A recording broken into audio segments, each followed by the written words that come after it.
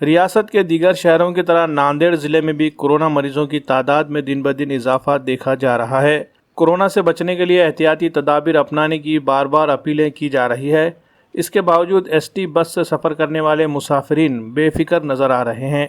मुसाफिरीन की जानिब से हुकूमत की जानिब से मास्क, सैनिटाइज़र और समाजी दूरी का लिहाज रखने से मुताल्लिक़ जारी करदा अहकामात की खिलाफ वर्जी की जा रही है। मुसाफिरीन बिना मास्क के एसटी बस से सफ़र कर रहे हैं।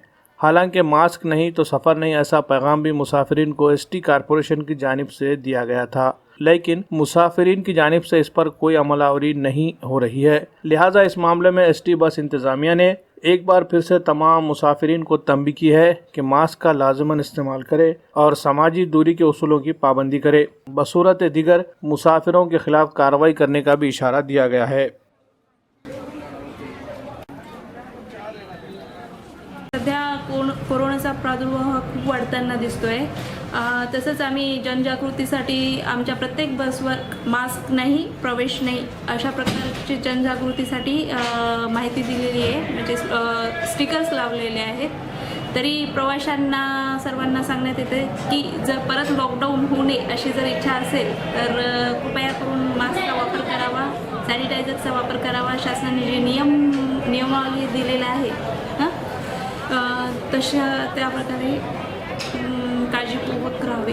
आता प्रवेश दिला जात आहे की नाही?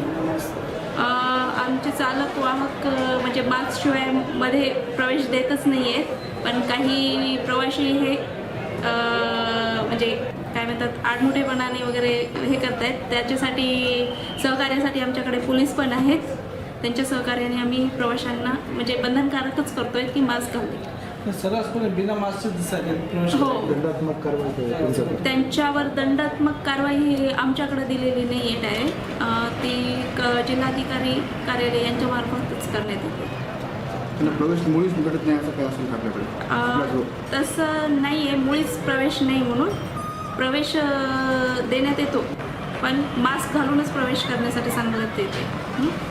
आणि आम्ही फक्त ड्रायव्हर, कंडक्टर यांच्यापर्यंतच मर्यादित राहू शकतो, प्रवाशांना जास्त हे नाही करू शकत।